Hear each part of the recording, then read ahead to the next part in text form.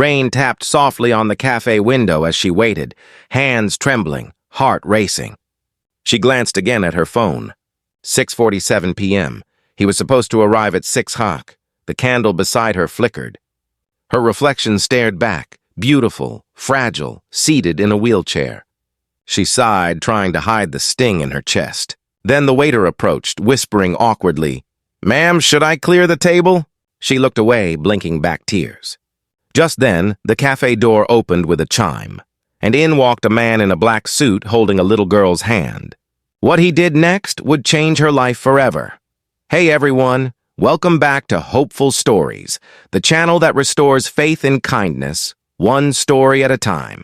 Before we dive into this heart-touching journey, please take a moment to like this video and subscribe to Hopeful Stories so you never miss the moments that prove compassion still exists in this world.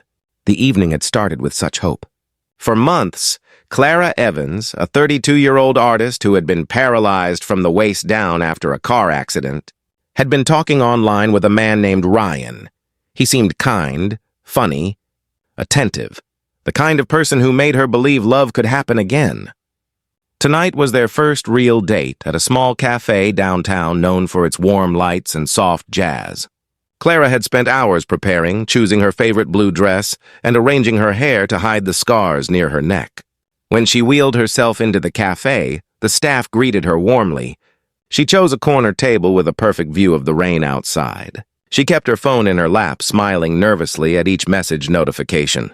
But as the minutes stretched into an hour, her smile began to fade. People around her whispered, stealing glances. Couples laughed, coffee cups clinked, and she sat there, still waiting. Her phone buzzed again, but it wasn't Ryan.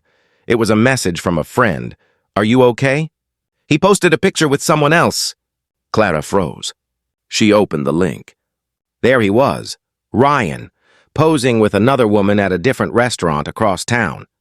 Her throat tightened, vision blurring. She tried to breathe, but the humiliation stung deeper than words. The waiter approached gently. "Would you like something to drink while you wait?" he asked. She forced a smile. "He's not coming." Her voice cracked. "You can clear it." She looked out the window again. The world outside was blurry with tears and raindrops. That was when the door opened, and a tall man walked in, holding the hand of a little girl wearing a yellow raincoat. The man was Adam West, CEO of a major tech company, known to everyone in town but unrecognizable to Clara, who was lost in her heartbreak. He noticed her immediately, the only woman sitting alone, her posture rigid with quiet pain. His daughter, Ella, tugged at his sleeve. "Daddy, why does that lady look so sad?" Adam followed her gaze and hesitated. Normally, he would have ignored it, kept to his schedule, ordered his coffee, and left. But something about the girl in the wheelchair, something in her eyes, stopped him. He whispered, "Maybe she's waiting for someone." Ella frowned. "Then we should wait with her." Before Adam could object, the little girl let go of his hand and ran toward Clara. "Hi," she said brightly, standing by her table. Clara blinked, startled. "Hello?" Ella tilted her head.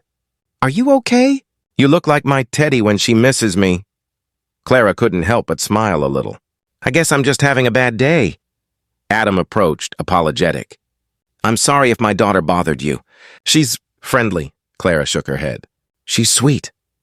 He noticed the half-cleared table, the single candle burning low, the untouched plate of bread. His gut twisted. He could see what had happened. "Were you waiting for someone?" he asked softly. She looked away. "Not anymore." Adam paused. "Then if you don't mind, may we join you?" Clara blinked. "You and your daughter?" He smiled kindly. "Yes, it seems you could use some company and we could use some new stories to tell." She hesitated, then nodded slowly. "I'd like that." And so they sat. Ella chatted cheerfully about her favorite cartoons and how her dad burned toast every single morning. Clara laughed for the first time that evening, her heart easing. Adam watched her laugh, genuine, soft, healing, and felt something stir inside him. Something he hadn't felt since his wife passed 2 years ago. By the time the rain stopped, the three of them were laughing like old friends. But none of them realized that tonight wasn't just a coincidence. It was the start of something none of them could have imagined. If this story has already touched your heart, don't forget to like this video and subscribe to our channel, Hopeful Stories. Every click helps us bring you more real, emotional stories that remind us of the beauty of human kindness. The next morning, Clara woke up with a message on her phone. It was from an unknown number. "Hope you got home safely.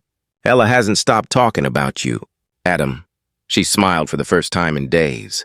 Over the next few weeks, they exchanged messages, small notes about art, work, and life. Adam began stopping by her art studio after dropping Ella off at school, often bringing coffee and pastries. Clara taught Ella how to paint, and in return, Ella taught her how to giggle without a reason. Clara's confidence slowly returned. The woman who once avoided mirrors began smiling at her reflection again. Adam admired her strength, the way she didn't let her wheelchair define her. One afternoon, while helping her hang a canvas, he said quietly, "You know, you're the strongest person I've met." She laughed softly. "I don't feel strong most days." He smiled. "Strength isn't about what you feel. It's about what you keep doing anyway." But not everyone understood their friendship. People whispered when they saw them together, a billionaire and a paralyzed artist. Some called her lucky. Others said she was chasing money. But Adam never cared. He'd lost his wife to cancer, and Clara was the first person who made him believe in light again. One rainy evening, exactly a year after the night they first met, Adam invited Clara and Ella to the same cafe. She hesitated, memories flooding back. But when she arrived, the candle was already lit, and beside it sat a small note. It read, "For the night you thought you were forgotten, for the night that brought us together." Adam appeared holding Ella's hand. He knelt beside Clara, his eyes glistening. "You once waited for someone who never came," he said softly. "But I promise, I'll never leave you waiting again." He opened a small box, a simple silver ring. Clara gasped, tears welling. "Adam!" Ella jumped excitedly. "Say yes, Clara. Then we can be a family." Clara laughed through her tears. "Yes, 1,000 times yes."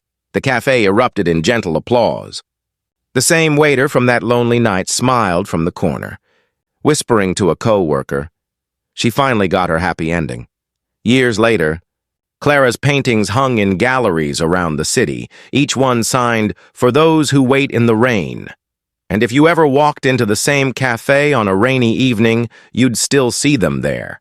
Adam, Clara, and Ella, sharing laughter, coffee, and the kind of love that begins when kindness decides to sit down and stay. If this story brought tears to your eyes or warmth to your heart, please like this video and subscribe to our channel, Hopeful Stories. Let's spread compassion, one story at a time, because even on the darkest nights, a stranger's kindness can light the way home.